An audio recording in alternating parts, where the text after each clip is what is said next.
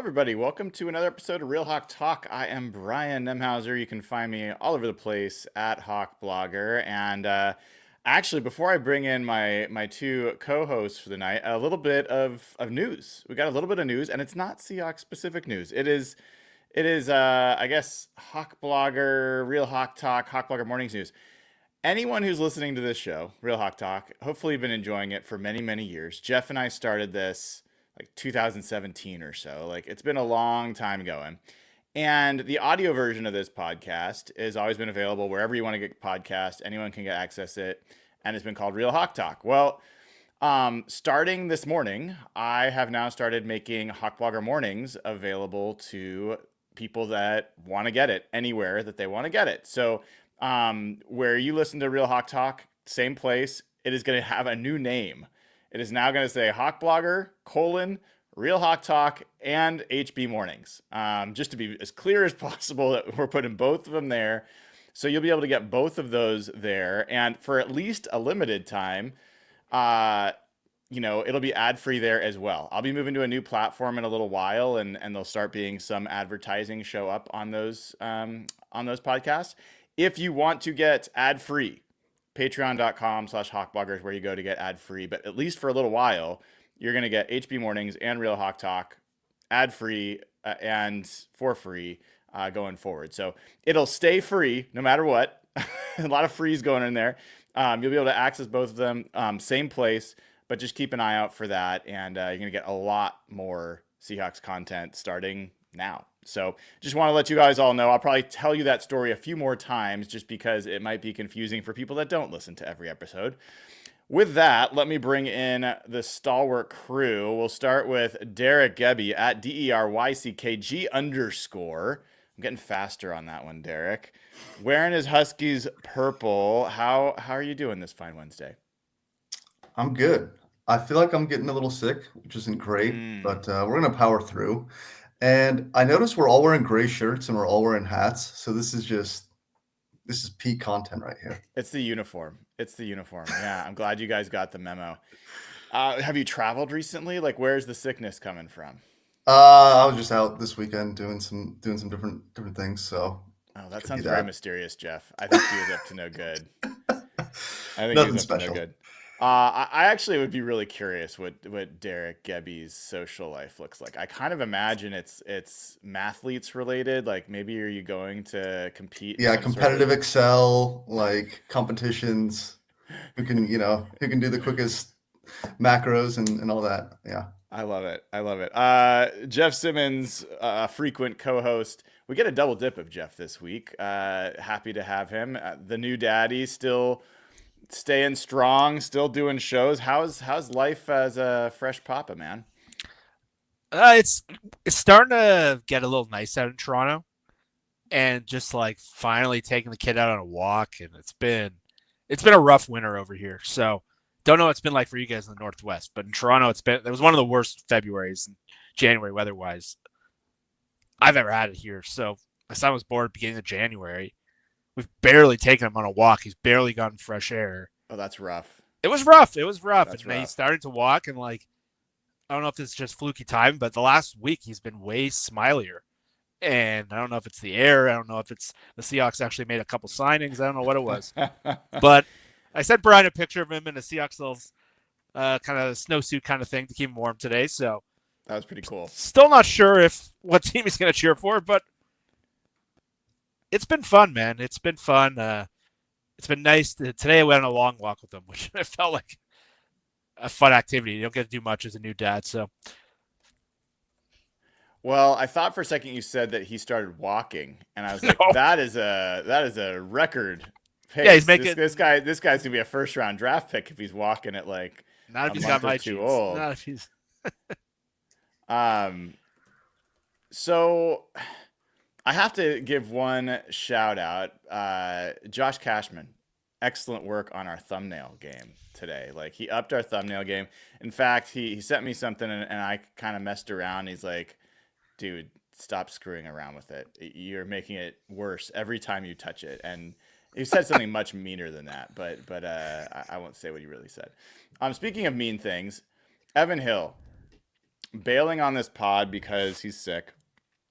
Just like Derek. He says Derek is washed up, and he says that you're aging. Derek, if I'm not wrong on this, you're younger than Evan. Is this right? Yeah, I believe I'm about 2 years younger than Evan. So, I think that really. Evan, I'm powering through. So I don't know what you're doing.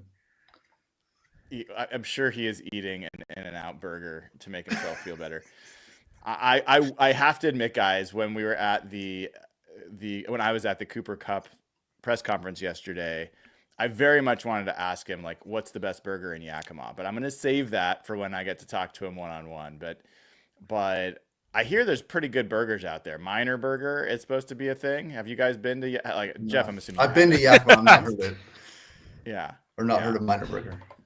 Well, I'm gonna have to get to the bottom of that, and hopefully I can. Well, he's been in California too, so he's had In-N-Out.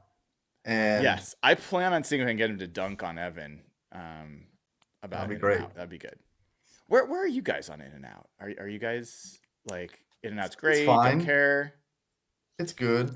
It's not like I'm not Evan's level of like, oh my god, this is absolutely incredible. Jeff, you have a take? I'm a fan. I think the fries suck, though. I think the fries are terrible. But I had, like, when I was in Vegas last year after the draft, like, I had it like 2 or 3 times. Oh, here we go. We're egging it on here. I should have slagged on it. I mean, the fries are terrible, dude. I know you told me to, like, how to order them, but like, Shake Shack just came to Toronto, and I had Shake Shack. I'm a big fan. Yeah, I think it's okay. I definitely don't think it's worth waiting an hour as I did one time for an In-N-Out burger. Oh God, here he comes. Yes, Evan, what would you like to say? You assholes start talking about In-N-Out the one and only time I am not on this podcast, and you're not getting my visual display today because I'm sick and I'm washed. Derek, you look like a record, yeah, I kind of like it. I am down for the count, but I cannot believe you guys are talking about burgers without me. I'm so annoyed by this. Well, I'm glad you came on to here. I'm going to tell you before you jump off that I got a chance to go back to Seattle for some errand, and I went to Red Mill Burger. And you will never be able to go there. Here comes the propaganda. They use peanut oil. It is, I mean, it's just not even a conversation. I get the Dick's thing. Dick's is not, I'm going to piss people off too. I don't think Dick's is that good. Like, it's a if I was drunk at like 2 a.m, I could do like a bunch of Dick's burgers, but I'm not going to like choose to go to Dick's. And I don't think their milkshakes are that good. Like, I'm not a huge fan. It's a Seattle institution, so no disrespect. I would take Burgerville over them if we're talking about that level. But I'm telling you, Red Mill burgers are completely another level. I mean, we need to work in price somehow. Like a Dick's burger is $3. Like, you know, this is not. There needs to be a sliding scale here. Has inflation not hit Dick's yet? Is it still pretty cheap? I haven't been probably a year and a half, so I can tell you. I still think Burger Master is like the most iconic Seattle burger chain. You mean Burger? Is it Burger Master or Burgerville? Burger Master. Burger Master. That's right. Burgerville. That's Portland. That's elsewhere. Didn't Evan used to do the ad read for Burger Master? Burger Master. Yeah. I got that planted in my head from the early days of this show.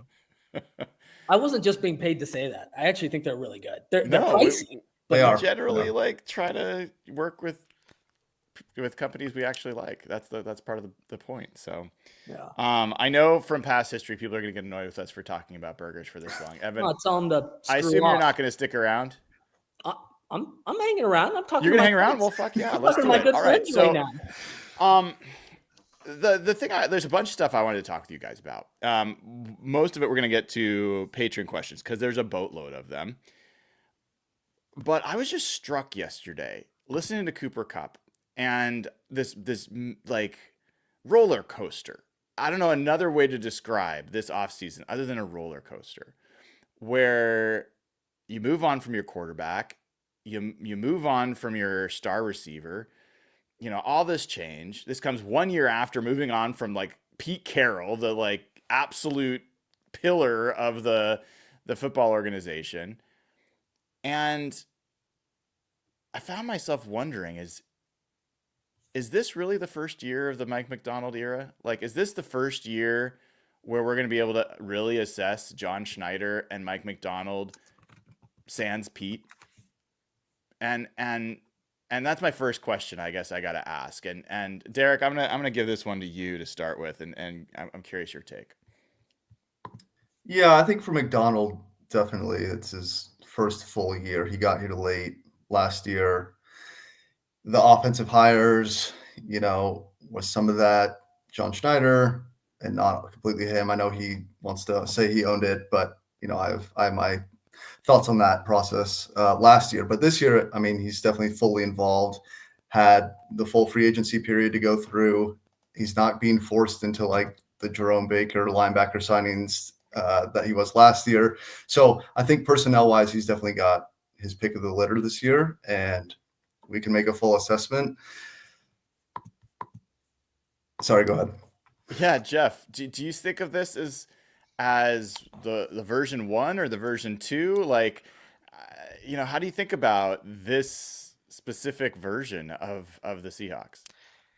It's tricky because none of this was by design, and Right. they've pivoted, to my opinion, pretty well. And the more details we get, to me, it's the more logical. It almost feels like more like the Clint Kubiak offseason than the Mike Macdonald offseason, because when I think of Macdonald, I still think of Baltimore, Michigan, big, rough, run the football down your throat team. They've, as Derek's pointed out several times in our chat, they've not had an offensive lineman yet.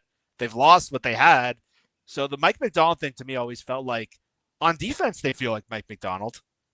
On offense, that was not kind of what I envisioned. They still feel like they're kind of chasing their tail. This more feels Clint Kubiak, or I guess it's an extension of Macdonald, but I'm still not quite there because this wasn't really by design. Yeah, it's a great point in that it is going to be version 2 of the defense. Like, there's no question. It's almost the same crew coming back, and you could almost call it like version 2.5 or 3 because they changed it over. Like, version 1 was what they came out of training camp with, and they completely made it over by the end of the year. And I think that is going to be like this. I expect a huge step forward, and that was a defense that already took a huge step forward and finished 10th in the NFL last year. So I don't think any expectation other than a top 5 defense, top 7 defense, if you want to be conservative, like that should be the bar for this group.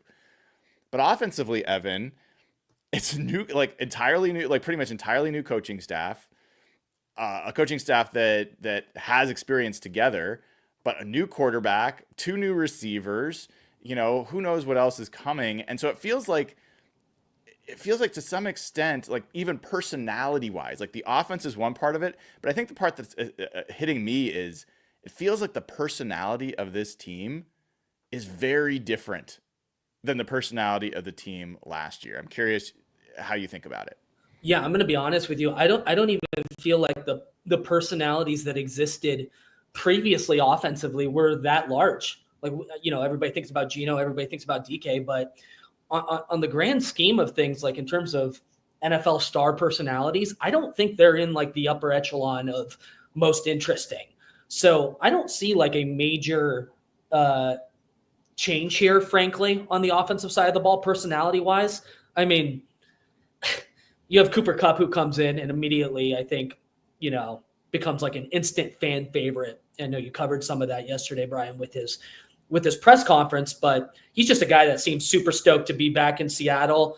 And frankly, a PNW kid who's, basically living his dream of playing for his favorite football team now. So, but that's the thing is I think Cooper Kupp in a lot of ways, and I'm probably going to make this out to be more than it should be, but I'm just going to tell you like the vibes that I'm having is Sam Darnold.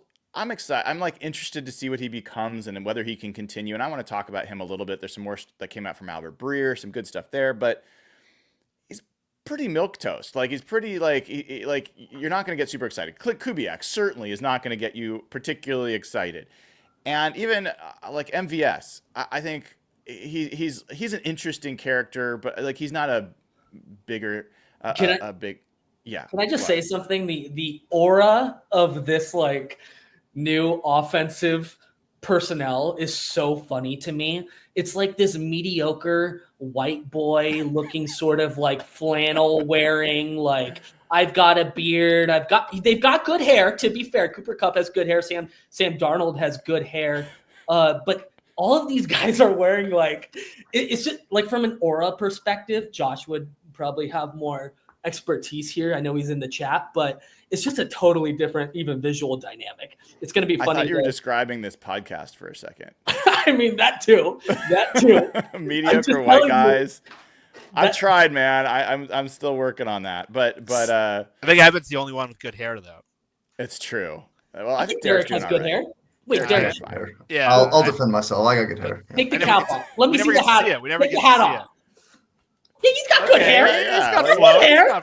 He's got it. He's got everything. Yeah. There's no turkey visit in the imminent future. There's a reason I always wear a hat. Yeah.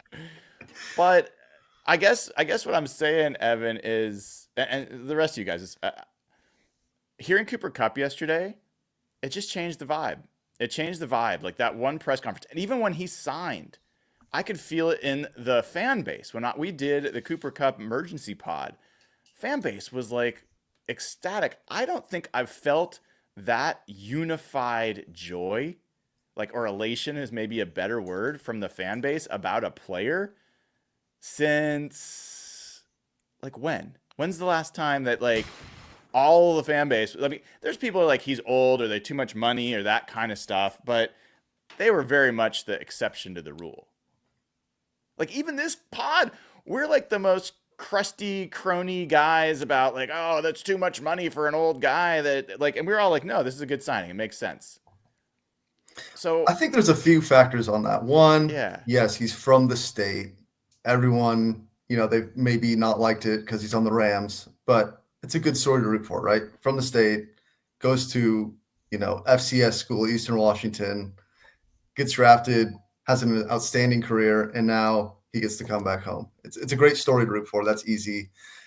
Number two, it's the offense has been decimated, right? You lost your quarterback. You lost your maybe not top two receivers, but you lost Tyler Lockett, who's been here for a decade, been fantastic. You lost DK Metcalf, who was, I think, unquestionably the kind of icon on that offense. Mm-hmm. And so you now finally feel like you're replacing a little bit of that with Cooper Kupp. But was DK Metcalf loved? Was he beloved uniformly? No. Evan, I'll let Evan take this one. Not after I witnessed 4 consecutive fumbles in 4 consecutive games this year. No. Yeah, I mean, right, Jeff? The jury was mixed. I'm not saying that people hated DK Metcalf, because I don't think that was the case, and I think he was probably the most popular player. But it seems like people weren't super enthusiastic about DK Metcalf. Absolutely not. I know some the louder voices on Twitter will tell you how great he is all the time, but we were very conflicted last year on whether or not to sign him. His style of play is just very up and down, and he does the things he does really well, but he does so many frustrating things, and he has kind of his freakouts on the sideline. He takes terrible penalties at the wrong time, and he has the whole thing when Pete was here, oh, are you actually learning from this or not? He was a frustrating, up and down, volatile player, and he fit a lot of the tendencies of just he's volatile. And so Cooper Kupp's been the opposite. He is a low maintenance, easy to like guy. I think you ask 50 people what they think of DK. I think 25 will tell you they loved him. 25 will tell you they couldn't stand him. Can I spill a little bit of tea on Always. the DK Metcalf contract that has not been announced yet? Oh, This is a little something I heard. I heard the Pittsburgh Steelers went above and beyond in terms of their traditional guarantee structure for him and fully guaranteed the first 2 years of his base salaries, which is only something they've done for Minkah Fitzpatrick and who's the edge rusher, or TJ Watt, who they went to 3 years for. So they what that means basically is they went to abnormal lengths to give him fully guaranteed money up front, which is abnormal from their. Well, did you Evan? Did you see Albert Breer's note today on DK? I did not. No. So what Albert Breer said when he did a Sam Darnold story, he said one of the takeaways he got from digging into the Seattle situation is one of the reasons DK wanted to get traded, and this actually fits what you just said really well, was that he didn't want to just get an extension. He wanted an extension in March. For whatever reason, he wanted to be paid now. And Schneider doesn't do new extensions until the summer, typically, once they do all their business. And what you just said actually is really in line with that. And that's pretty interesting. Yeah, I haven't seen the contract come out yet formally, but it's something obviously to say out loud here. Seattle does not do that, right? Seattle only fully guarantees the first year base salary, which is super low. So well, and to your point, it's not just Seattle. The Steelers usually do that. A lot of teams usually do that. And we had a show where we were like correcting all this like conspiracy theories out there about like, oh, the Sam Darnold contract's crazy. And then Jason Fitzgerald's like, it's the same contract structure. They do it like every time. But like, I thought the DK Metcalf wanting the extension now was weird. Whatever, like fine. But I guess just to kind of complete the thought, I think to your point, Derek, the Cooper Kupp story was, wholesome and, all that stuff heading in. And then he does that press conference and I just thought he knocked it out of the friggin' park. Like, talk about likable, humble, tough, team oriented. Like, he seemed like if Mike Macdonald could like craft a player's mentality, I think it would be Cooper Kupp. He spoke very much like a guy who's been in the league a long time. That's what stood out to me the most, was there was just a confidence and a calmness and a sense of he knew what he wanted and he knew who he was.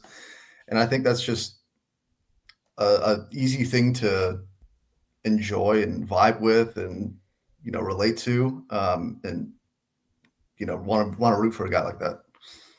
Yeah, I mean, I guess my question to you guys, and then we'll move on to some other business here, is we got from Albert Breer today as well more confirmation that Geno Smith and DK Metcalf did not always get along. That was in his article. We also got that, these guys probably haven't wanted to be here for a little while. Like, they were not all the way bought in. And so getting back to this question of, is this the first real year of Mike Macdonald and John Schneider getting to shape a team? Like, I'm not sure that they could have like reshaped the culture with those two guys in the building. And, now it feels like you've got a guy in DeMarcus Lawrence who wants to be here. You got a guy in Cooper Kupp who wants to be here. You've got a guy in Sam Darnold. I think unbelievable article from Albert Breer about the Sam Darnold stuff went into great detail, a lot of interesting information about our new quarterback, and talked about in his podcast today, or his little clip, that the reason Sam Darnold chose here is like, this was the place where he really believed he had an opportunity, and the team gave him the belief they had an opportunity to be a multi-year starter. Did you hear that, Jeff? Did you listen to that? I did. And what's really struck me from hearing Kupp and hearing Darnold, and I was told from people I know in Minnesota that Darnold's just all football. There's not much to him. But from the Brewer article and his press conference and hearing Kupp, the self-awareness really jumped out to me. And you don't often hear that from football players like Geno Smith and DK and Russ. Like, they're a lot more typical football players where they're so over-the-top confident and they're so, like, the way they talk just doesn't sound like real people. It was kind of striking to hear Darnold and hear Kupp, and just they were so self-aware of like what people think of them, what their limitations are. I don't really get to hear that from folks. It kind of reminded me of Matt Hasselbeck in a way. Mm-hmm. Mm-hmm. And Matt Hasselbeck, I don't know, he was the one I've always connected with more than a Russ or a Geno, because he just felt like a normal guy. And like, football players are not like that. And that's not knocking these other guys. To be great at football, you have to have this over the top. If you don't think you're the best, you're probably not going to make it. But so that's where it does feel like a totally different vibe in the room, totally different energy about the guys. And again, it's still weird because this wasn't by design, but I think Macdonald's probably sitting back right now. All of a sudden, I think he's kind of pretty happy of where things are going. It probably makes a cleaner locker room. And finish. Go ahead. Yeah. No. I just think the self-awareness is so different. It is. And look, I'm not going to lie. I will take a locker room that is getting into fights before practice and doesn't like each other, but is uber talented and beats the crap out of every team they play. Like, I will take that my first choice is to have a great team, period. Yeah. And I'm not saying that this can't be a great team, but for me, and this might just be a me thing, but I enjoy rooting for teams that are rooting for each other, like that are like really bought in to what's going on, and like that there's not this thing happening where some of the teams bought in, but some of the best and biggest leaders on the team aren't. And you kind of felt that a little bit last year. Like, I thought there was a little bit of, I don't know if snark, but like, I don't know that everyone, like some of the guys that are no longer here, I don't know that they were totally bought in. Well, we also saw DK erupting on the sidelines at Ryan Grubb. And Brady Henderson has theorized several times that when Geno Smith sat out a week during training camp, it was kind of the FU to the team and see how it is without me. And when your best players are kind of doing that, and then you saw on defense what happened when Ernest Jones got there and how that flipped. And then you hear yesterday that Ernest Jones is one of the guys that recruited Kupp to Seattle. And I found it really cool that he's already become one of the voices, but I think you're dead right. You definitely felt that last year. Like, there was the whole conversation about, is the vibes messed up? What's going on? Are they about to fall apart? I think when your best players are not the guys moving the thing forward, but I can't really say that because they wanted to bring them both back. So it's still a little weird, but yeah, I'm with you, man. I totally agree. Derek, let me take you on an alternate reality for a second. Okay. Imagine that Sam Darnold was not excited to come to Seattle. Imagine that he wanted to play somewhere else, and that other place, let's say that he either re-signs with the Vikings or he goes to the Steelers. Pick one, or he goes to let's pick one of those. Based on what we know, we would be without a quarterback right now. Aaron Rodgers, we would be in the waiting for Aaron Rodgers thing. And look at the Pittsburgh Steelers right now. They've traded for DK Metcalf. Who's going to throw him the football? That's why they had to give the second guaranteed year. I mean, he wanted to go to a contender, allegedly. Now, who doesn't want to go to a contender? But I think, that second guaranteed year totally could have been like, okay, I guess I'll go to Pittsburgh if they're going to give me 2 full years guaranteed. Well, and if they get Aaron Rodgers, you already heard Cam Hayward, like, the shots are already being fired. Like, they're not, a lot of those guys are not looking forward to him potentially being the guy that comes in there. Minnesota has already said, no, we don't. Like, I was like, oh my God, they would be so stupid to bring him in, and they're not. And so, like, what if Aaron Rodgers decides he's going to retire? Like, what if he's just like, I'm not going to any team, which is totally possible. What the hell is Pittsburgh going to do? Well, I mean, let's take it to the Seahawks. What position would the Seahawks be in? I mean, it would be all eyes on the draft. It would put all the pressure in the world on John Schneider to draft a quarterback. And, okay, maybe they go and sign Daniel Jones or some other, rough he might have been gone too, though. He was a day one. He might have been. But it puts in a tremendous amount of pressure on the draft, a tremendous amount of pressure then on the rookie quarterback who, in this draft, there is not really a day one starter. Maybe Cam Ward, I think, is probably the only day one starter. Everyone else is not. He's going number one. I think he's going number one. Right. I think he's a project anyway. I still think he's a project. Yeah, I don't think he's ready made for stardom, but I think out of all the quarterbacks, he's probably the only one I'd feel decent starting day one. We would be talking about Sam Howell and trying to talk ourselves into Sam Howell and John Rice Plumlee and Jaron Hall. Like, that's where we would be. And then kind of waiting for this other shoe to drop. And so, I mean, if Sam Darnold ends up being awful, which I hope he won't, but if he ends up being awful, I will still be appreciative that he kept us from that alternate future. I was already staring down the Aaron Rodgers, gauntlet or You barrel were of starting to doom. get comfortable I with it was, in ways I I was was like, uncomfortable with. I was like, you know what? It's a 1 year. Like, maybe we can live with it. Maybe it crashes and burns, and they get a top 5 pick. Like, there were some silver linings to that, but I'm glad we're not there. The worst part is I wrote in like the Real Hawk Shock chat in like December, like, boys, I just got the worst feeling in the world when we were talking about like, are they going to hire that Green Bay coach? And I'm like, there's a world where they turn to Aaron Rodgers, and all you guys are like, no, there's no way that happens. And then I read that Albert Breer article the other day that John was comfortable with that option. Yeah. Oh my God, I can't believe that thought was actually almost played out. It's rough. That it would have been really, really rough. I'm guessing because of the relationship he might have signed by now, but everyone would have just gone into a state of unified panic, maybe other than Derek, but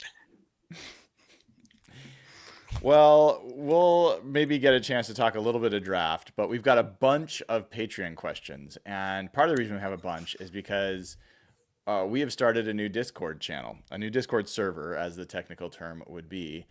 And everybody who is a Patreon member at patreon.com/hawkblogger gets to ask us questions each and every week. We now have a dedicated channel within the Discord server for Patreon questions. So we got a bunch sitting there. We won't get to all of them tonight, but we'll get to them over the course of future Real Hawk Talks. And also, if you are a YouTube member, club level or higher, you also get access to the Discord channel. So there are instructions on the community tab if you're a YouTube member on how to join. A lot of the Real Hawk Talk crew is there. Jeff and Derek are not. They're too cool for Discord, or not. I'm not sure. I will join. Okay, I'll tell you my situation. My wife gives me way too much crap right now of how much I'm on my phone looking at Twitter. And as you can all know who follow me, I'm clearly on there too much. If I create another line of Seahawks chat, my wife may leave me. Don't do it. So I want to talk to the people, but I'm already pushing it. Yeah, I'm leaning towards not doing it. Send me. I'm on Twitter too much already. Brian, how sick I am with searching for content. I don't think I need another distraction. It's wise. For everybody else, it's like it's surprisingly active. So it's a bunch of really, we've cultivated a really friendly, fun community. And so basically the main rules are treat each other well. And if you don't treat each other well, or you talk about stuff other than the designated topics, then you're not welcome. But everyone else, as long as you're nice to each other, are welcome. So a lot of great stuff in there. Anyway, so let me get to some of these questions from Patreon members. First one comes from Ed Chan. And Ed says, to each of the Real Hawk Talk crew, given how free agency is shaken out, what would be your approach to the draft, assuming no other signings to that point? For example, try to come out of the draft with 3 interior offensive linemen in total, no matter what the round. Prioritize the best player available for every pick, skipping a wide receiver unless a player falls to you. What would be your approach? Derek, I'm going to start with you on this one. Yeah, I think 3 is a bit aggressive. You probably don't need 3. You probably don't want to replace your whole interior offensive line. You need to take one probably with your first pick, though.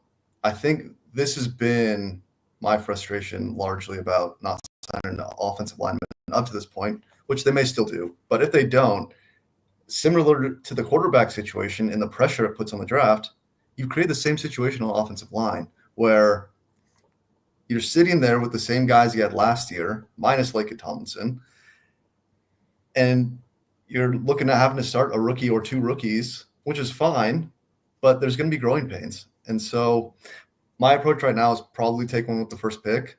I think wide receiver, I know we mentioned that. I think that's moved down quite a bit with Kupp and MVS. Neither of those guys are super long-term. They're not going to be here for the next decade. But I think wide receivers probably moved down definitely to day 2. I would not be taking that with the first-round pick. And I think you go from there. Even if Tet McMillan's sitting there? I would love it, but I would totally understand if they pass just because they have other needs. What would your approach be to the draft? I'm the same as Derek. I think it's a position again, I was killing them for not signing an offensive lineman, but free agency corrupt kind of got away from them, and it wasn't great to begin with once they switched schemes anyway. But I think you have to take an offensive lineman in the first round at this point, not just for team building, but I think for perception. I don't think you want to go through that whole thing where if the draft gets away from you and you're like, well, we stuck to our board and took a safety and he's a great player. It's just a really hard message to sell, especially after having $70 million of cap room. But not only that, just when I play with scenarios, and when we did ours on Saturday, I've gone through a couple. I hadn't done a mock since the trades. And obviously the draft can stack up really well, but there is that gap from 18 to 50. And if the thing gets cleaned out and you have to go back and sell we got Christian Haynes and Lamea as our starting guards, which I bet you the coaches are higher on the offensive line than the general fans are. I bet you they'd be like, for sure. You know what? We're fine with these guys. Like, just get me a couple dudes. Like, you heard, Brian, you've always talked about the San Francisco mentality, and a lot of these guys are San Francisco people. Kubiak, Benton, Dennison comes from that tree. I'm sure they feel different in the building, but for John and for the team and for me, I think you need kind of like an alpha on that offensive line. I think it has to be.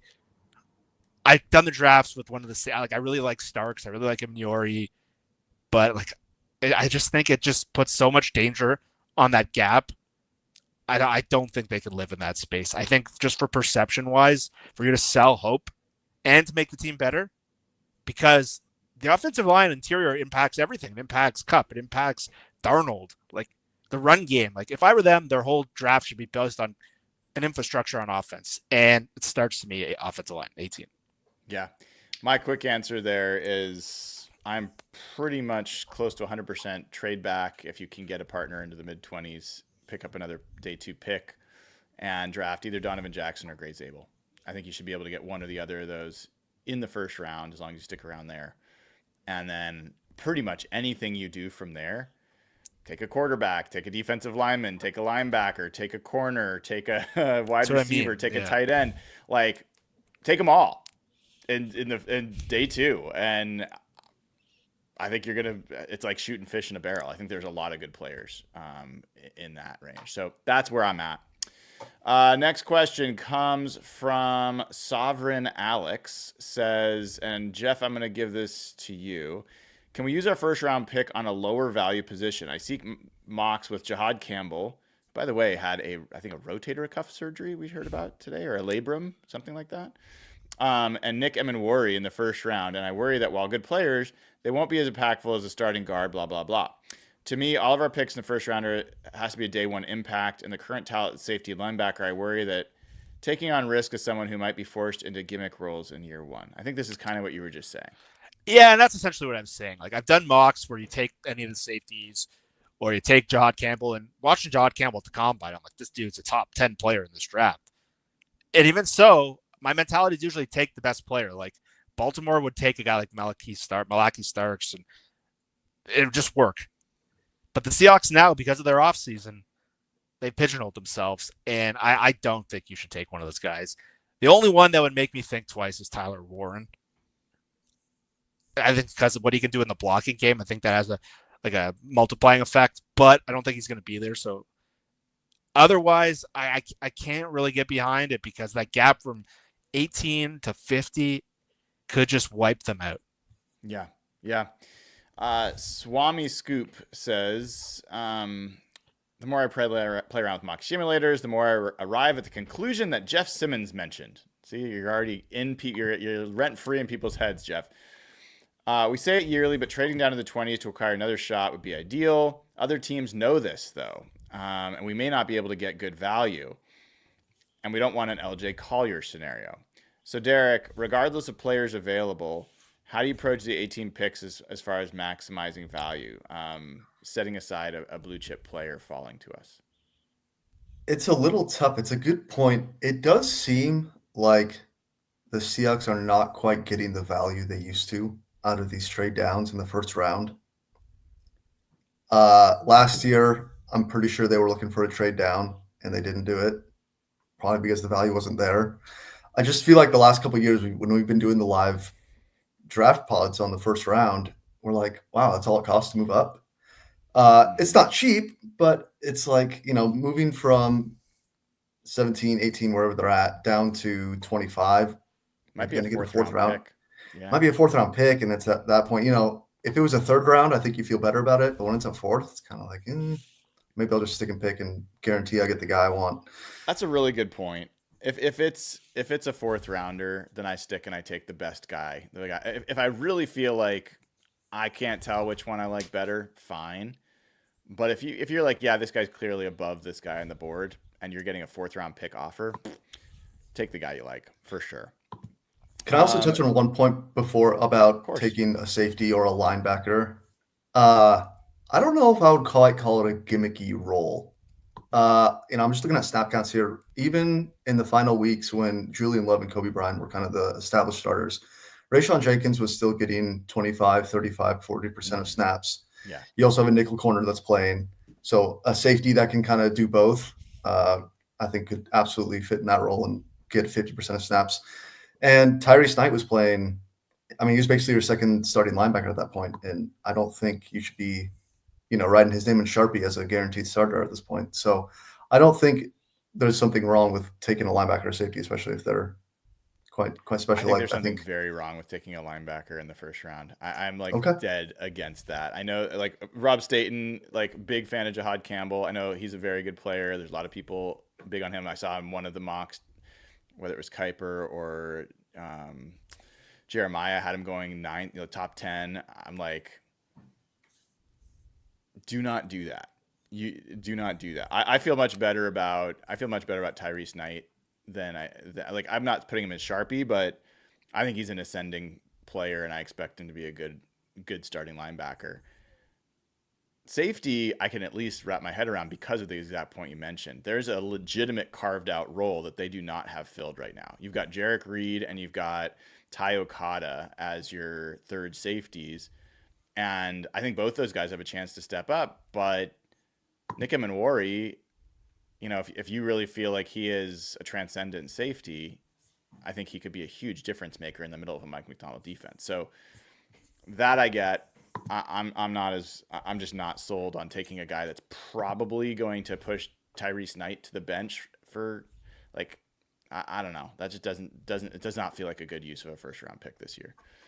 Evan agrees with you. He's in the chat saying he'd be happy to teach me about analytics and why linebackers in the first round aren't smart. Yes, Evan just is this ghost who just appears and disappears if you haven't noticed, based on his whims, and makes for great podcasting.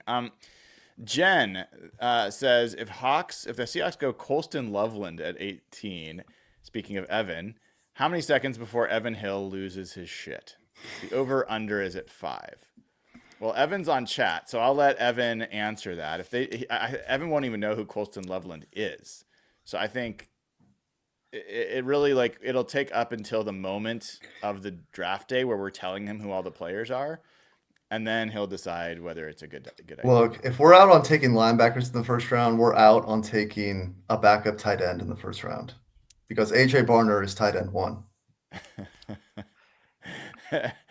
Evan's answer is, I will lose my shit with anything they do. That is, to be fair, Evan hated the Devin Witherspoon pick, and he might be their best player. So, but to be fair, Jalen Carter is probably better than Evan wanted him. That was, I think Evan had a legitimate reaction there. Yeah. All right, we got a bunch more. Tim Streetbow, aka Troy, says, how would you feel about taking a QB in one of the first 5 picks? That's too easy. I think we'll all be like, fine. I want to, for each of you, how would you feel if they took a QB with the first pick? I'd be very upset. The opportunity cost no. of that is no. There's just no one that fits. Derek, you're saying it's a no as well? Yeah, I mean, I don't think any of these guys are good enough for the 18th pick. There would definitely be a reach. And Dart would probably be the one, but not at 18. I'm not there. Yeah. Yeah. I will say this. Dart would be Evan's favorite player. Like, the vibes on Dart are immaculate. Like, his teammates love that guy, and he's got the swagger. Like, I don't know if he's gonna be a good quarterback, but or a good enough quarterback, but he would definitely be a guy that Evan would love. All right. Sam Brown says, do you think that Marquez Valdez-Scantling will be going into the season as our main deep threat wide receiver, or do you think Seattle will try to draft one? I will take this. I think they're going to draft. I think it's very likely they're going to draft a receiver. I think, unfortunately, almost every team that I keep up with, I see their fans talking about taking Jaden Higgins or Jalen Noel or like the same guys. So I think if you don't take a receiver day 2 and probably in the second round, you're probably getting some pretty sloppy, I wouldn't even say seconds. You're probably getting like terrible thirds or whatever you'd call it. So, yeah, I think they're going to definitely pick a receiver. I don't think it's going to, I don't know if they're going to get who we want them to get. All right, Jason A. He's just, there's this joke about whether people are aware that Cooper Kupp is from Yakima. Is this something that comes up a lot? It's all over the Discord, but I don't know the joke. Maybe people talk. I will say probably that just because it gets mentioned all the time. I guess maybe that's it. On TikTok, there was a little clip that went out of like a short of one of our shows, and I was talking about they signed Cooper Kupp from Yakima, and like all of the comments were, "Oh, finally someone that says the name of the city right." And I'm like, these people, like, I live here. I've lived here for like 28 years. So what even is like the alternate, like Yakima? Like, what is the alternate pronunciation? I think there's been all sorts of weird pronunciations. I'm not, I don't know. I'm not in on it. So, but it's, look, I grew up in Oregon, and listening to Herbie Brown on NBA calls talk about Oregon forever, and Kevin Porter instead of Terry Porter. I know the pain. All right, Cindy S. This one's for Jeff. This says to the group, what are the incentives for players when the team requests a contract restructure? P.S. Brian, I would love a Hawk Blogger Mornings episode devoted to deconstructing terms of contracts. Cindy, I think you might be the only one. I don't know that other people want me deconstructing terms of contracts, and I don't think I would be the person to do it either. Maybe I could get Evan on, and I think we'd have our lowest listener count ever. But Jeff, what are the incentives for players when the team requests a contract restructure? So a lot of the times when you get a contract restructure, they'll redo the money so they get a lot of cash up front, and then they spread out their cap hit over a couple of years. Sometimes they add void years. Sometimes they lower the cap number this year, but add bloated numbers last year. So a lot of times it makes sense for the player because they'll get cash up front to move their cap number around. So Evan would be your best resource on that. I've learned a lot of salary cap stuff just from Evan. But if you want to learn a lot, go on the Over the Cap website, go on like the Seahawks team page, and hit the restructure button on the drop-down menu. It'll literally show you what like the salary cap implications are of restructures for the team. You'll really get a feel for what teams are going to do, what teams have the flexibility to do. It really teaches you a lot. Like, you don't even have to study that much. Just that page alone told me this year, DK, Gino, Nuosu, there's going to be questions on all those guys. When I was in the hospital with my child, I'm like, the Seahawks have a ton of cap room potentially. Literally, I was up weird. I wasn't sleeping. I was sleeping on a freaking chair or something. Yeah. But I remember it was like, they're in salary cap hell. I'm like, no, they're not, you fools. And now I was right. So that page can teach you everything. Don't listen to us. Go play on that page. Yeah. I mean, the simple answer of why incentive for a player is because they get the money now. It restructures gives them, in almost every situation, gives them more money immediately, and guarantees them in some cases more money overall. I think that's the more important part is signing bonuses are guaranteed money. And so when teams restructure, they're converting future salary into signing bonus, which then becomes guaranteed. Yeah. It can be cash up front. It can also, though, not be cash up front. So it's a signing bonus, but they don't actually get the money, which is fun to learn. That signing bonus doesn't actually mean you get it on signing. So the little like separate that I think fans maybe mistake sometimes is there's a restructure, which is what we're talking about, where you take the same money and you move it around into a different part or a different mechanism, like a signing bonus. But then there is a renegotiated contract where you literally say, we're going to give you less money. That might be going on with Uchenna Nwosu right now. Like, I don't think they're talking about a restructure with Uchenna Nwosu, but they may be renegotiating and saying, look, based on injury and based on situation, we're going to need you to hit these incentives in order to get paid the same money you were going to get paid. Otherwise, we would owe you less. Like that they might do that. There's also the straight, like, we're going to pay you less or we're going to cut you. Like the incentives for a player to take those are, I want to stay here. They like the situation, whatever. Maybe they feel like their agent has felt around the league and what they can get here is still better than what they'll get as a free agent. Moving their family is a thing if they've got one. Like, there are some incentives, but those are less. those aren't conversations players generally are looking forward to. Those situations can also result in more guaranteed money, though, as well. So in exchange for a lower salary, they'll guarantee you, that season's salary for injury or whatever. Yeah. Good point. All right.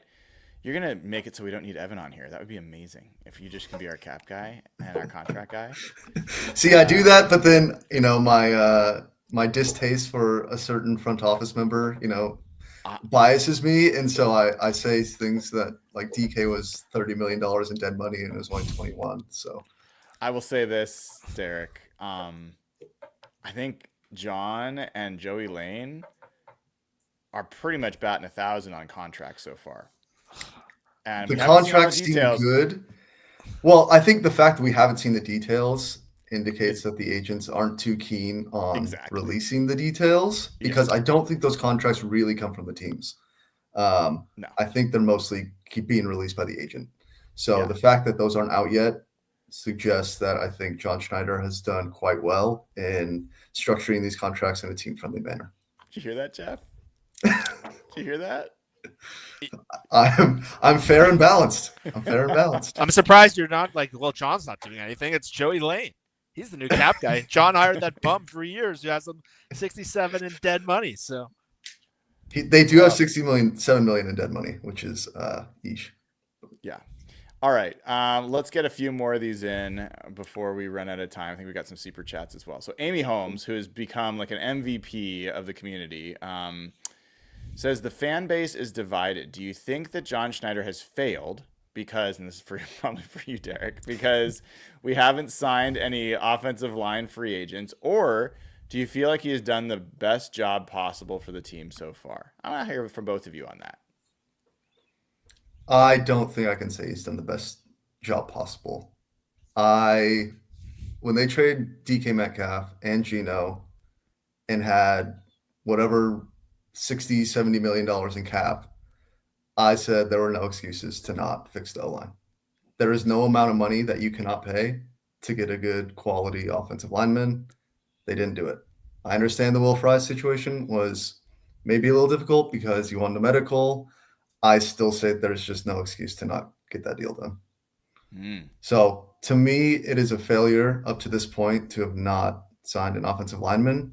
And now you're putting even more pressure on the draft. Now, they had Jenkins visiting. They had the guy from the Saints visiting. I'm sure one of those will result in a contract, which, alleviates a little bit of pressure on the draft. But to this point, those contracts aren't signed yet. So to this point, I think it's hard to say he's done particularly well. Jeff?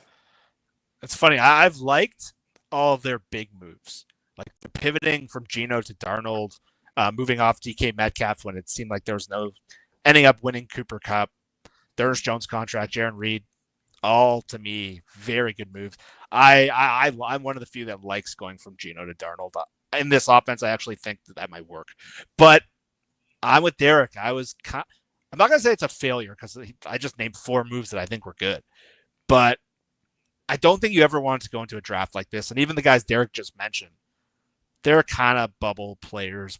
Tevin Jenkins has medical concerns. Lucas Patrick is just a guy, more Laken Tomlinson than anything else. Played the offense before, but with $70 million in cap space, and I think hyper focusing on one guy to sign as your offensive line target and having that leak out that like the whole fan base knew it, don't think that's good strategy. I don't know. The reporter does have a very good relationship with the front office, but to have that come out and then you don't get him, and then you don't conceivably have a second option, I'm still stuck on that one. But overall, like I've liked how they've reshaped the team. Like I feel more invigorated, and I think they are fortunate, I will say, that their big need in having the 5 picks, it just puts a ton of pressure. So I'm going to say incomplete. The draft to me is everything now, because you put a ton of pressure on this draft, Brian. I heard you say that in that short. I couldn't agree more. With 5 picks, they have more top 100 capital than any team in the league. They have the chance to really rebuild this team with the draft. I talk about the Rams all the time. They were all drafted the last 2 years. The Seahawks weren't going to get great by free agency. Will Fries is a good player, but he might not be. They need to hit this draft. So let's revisit this, but I can't say he's done great because I think you can't go into a draft with this clear of a need. It's not a good strategy. Yeah. Yeah. All right. Last question for Patreon for this week, at least, comes from Braxton, and it's a good one. What should my dad rename his Traeger grill?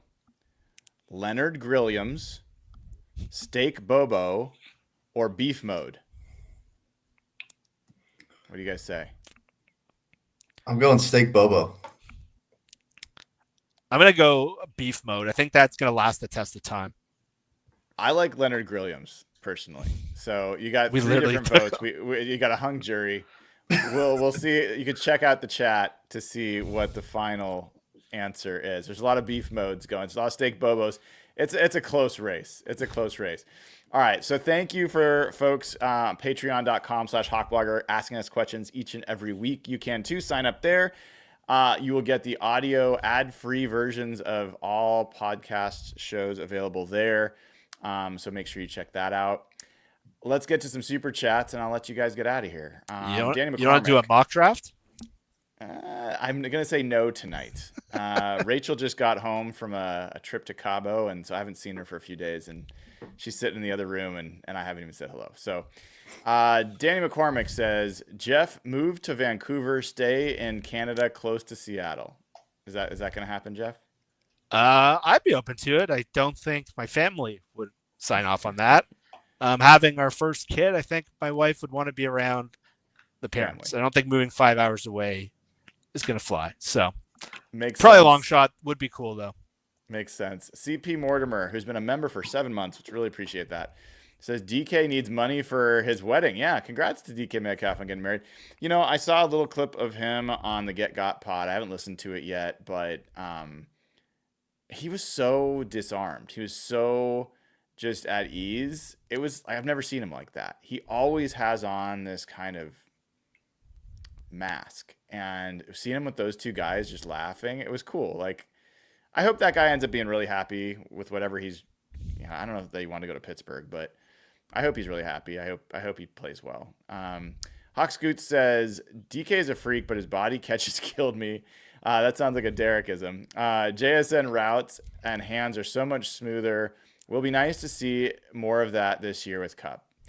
Yeah, Derek, how do you feel about Kupp as a receiver? Forget about the feel-good story.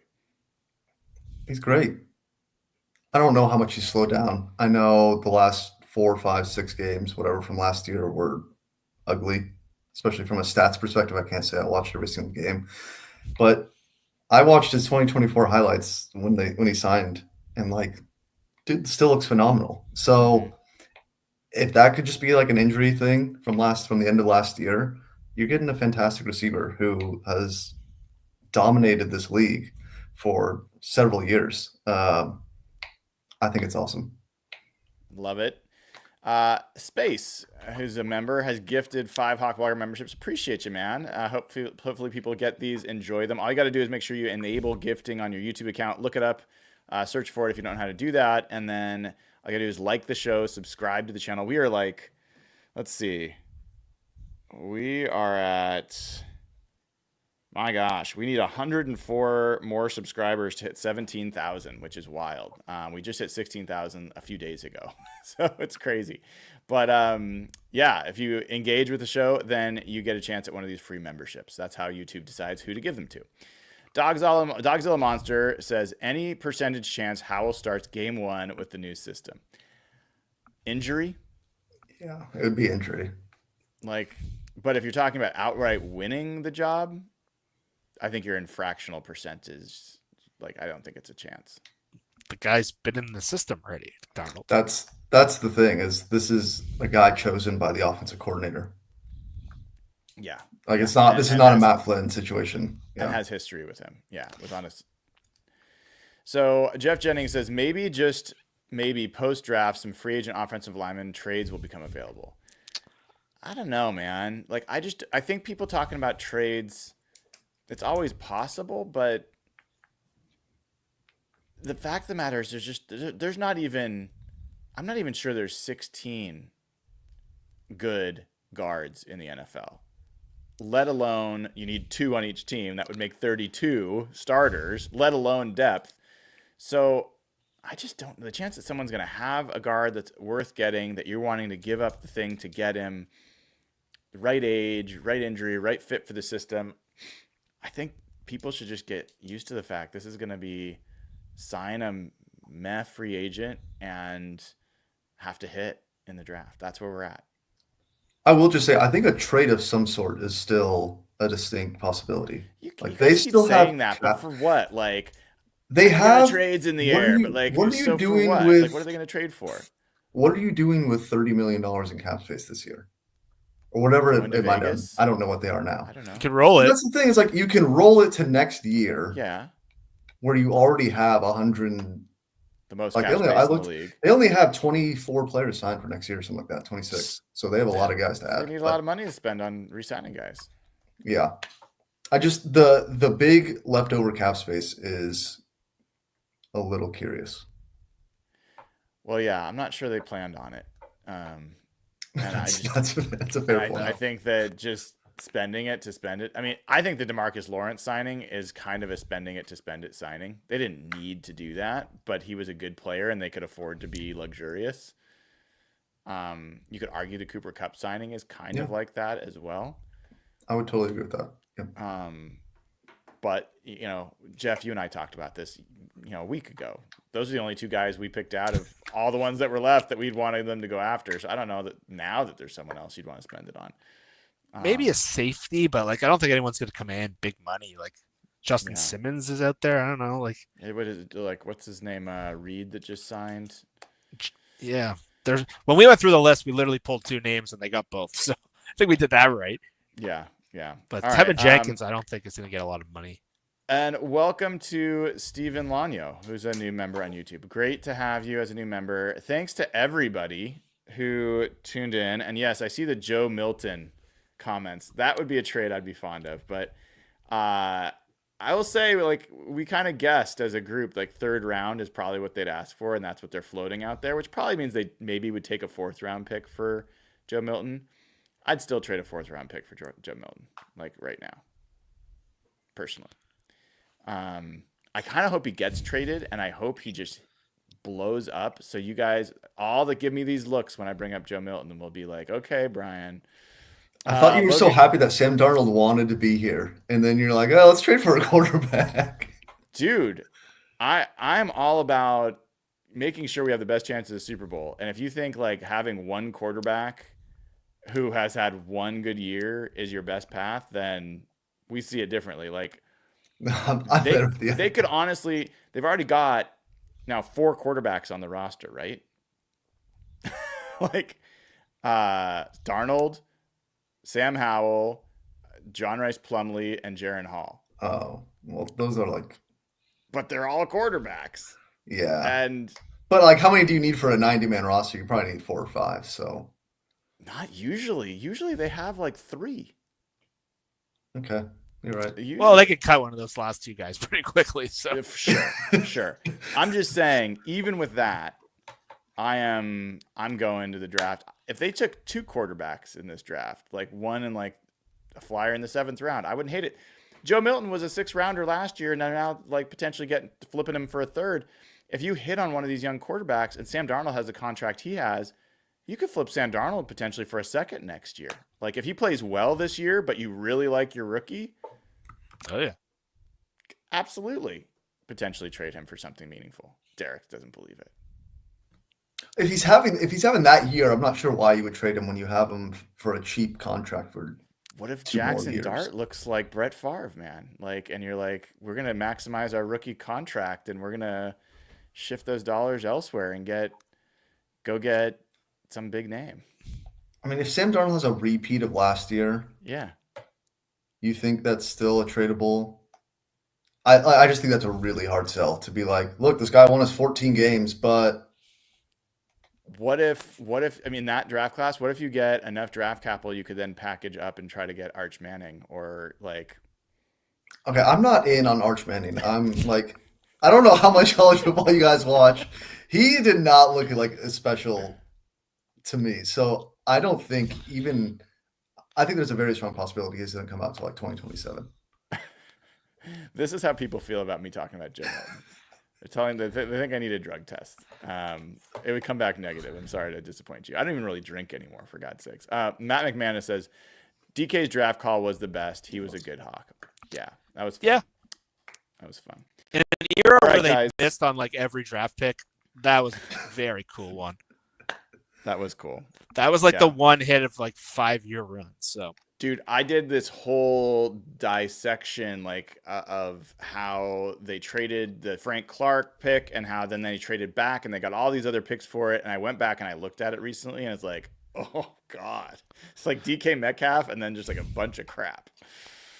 Yeah, it wasn't don't good. get me going on the 2017 draft. No, Jeff, I'm not going to get you going on 27. I hate that. We'll do a mock draft on Saturday. You Fine. and I will have a Seahawks Saturday. Oh. Derek, thanks for coming on. Make sure you follow him at DERYCKG_Jeff Simmons at Real Jeff Simmons. I am Brian M. Hauser. This has been another episode of Real Hawk Talk. Take care, everybody.